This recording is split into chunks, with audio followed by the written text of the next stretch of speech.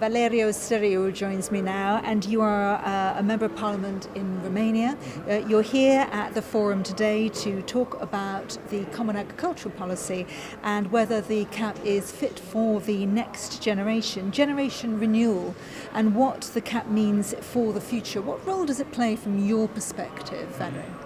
So I'm first of all not a member of the Romanian Parliament, but I'm a former farmer, and I was a young farmer for more than 10 years until I decided to move out from agriculture to start different operations and finally today in politics. But this is what keeps me often every year. In the last 6 years I was here at the FFA to see what improvements are coming to the CAP, to the European agriculture, and not only to see all these challenges coming from the climate, from environment, from the consumers, ending at the level of the farmers. And because we speak here about the next generation, I'm really willing to see exactly new topics on this. I think it's one of the future dangers coming for everything that goes to the rural area. The young generation is not anymore willing to establish over there. We cannot speak anymore about attracting young generation, young farmers. It's at least keeping them, because we speak of less than 4% in Romania, farmers less than 35 years old, and more than 60% in Romania, farmers over 64 years old.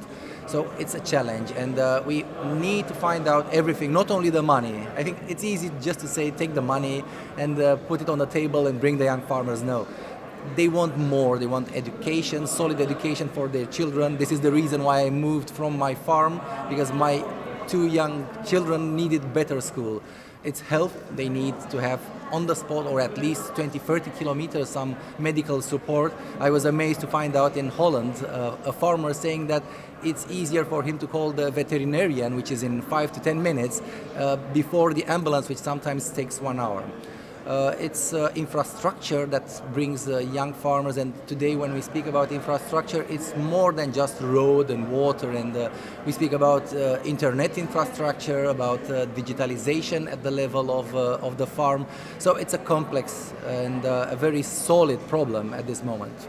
And as a politician, having moved from farming to politics, how can you affect that change? How can you make that contribution? Because in fact, you mentioned the stats for Romania, it's reflected across Europe. I mean, 20% of farmers are under 44 years old. They want support, don't they? And as you say, it's not just money, it's not just income. What can you do to make a difference? Policies. This is what politicians are doing. Policies. I'm glad to have, at least in the Agricultural Commission in the Romanian Parliament, we are not fighting between parties. It's an attitude which is very progressive, I think, because most of them over there were farmers.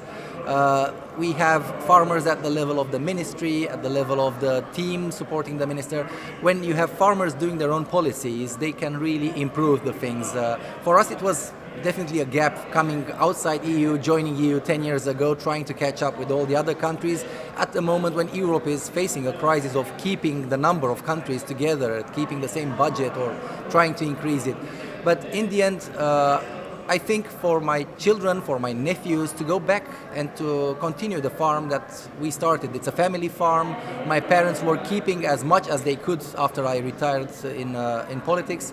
But somebody has to work the land. The opportunities are there. People are eating 3 times a day, at least 3 times a day. It's culture coming there, and it's going on for the next decades, hundreds of years in front of us. I think we have at this moment the figures saying how much we need to feed in the next years. Okay, Europe is having less and less population, but Africa, Asia, they all need more food, and we are in the end one of the top exporters worldwide. And this is not only export. It's not only export of food. It's export of culture, of traditions. The policies will have to focus on how to increase the demographics. This is maybe the biggest challenge. How to have more children coming, more attracted to rural areas. How to educate them better, and after we educate them, to keep them working at the farm. This is one of the issues today. They are getting higher education. They realize they can make more money with easier work. The agricultural life is difficult. Sometimes I was a dairy farmer, you don't have Christmas, you don't have New Year Day, you collect milk every day from area farmers if you are a cheese processor. So all of them are really coming at the level where the politicians have to understand it and to process all these problems. What will you say to the forum this afternoon as a discussant? Will you say that, in the light of the way in which you've described this so eloquently, that the CAP is suitable for the next generation, isn't just putting subsidy on money on the table? Is it doing enough? Mm-hmm. The CAP is giving something great, it's giving more money. Okay, this is needed. I think the member states in Europe will have to put more money around this money. Exactly what I was saying about health, education, infrastructure. And then you make a package a little more attractive.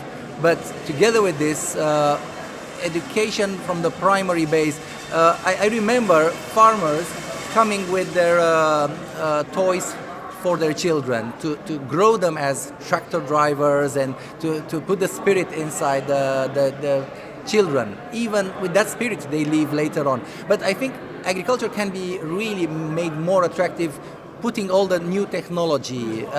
It's not anymore driving the tractor in the next 10-20 years. I'm sure the tractors will be driven by robots. I'm sure that the drones will come and establish when it's the harvest moment.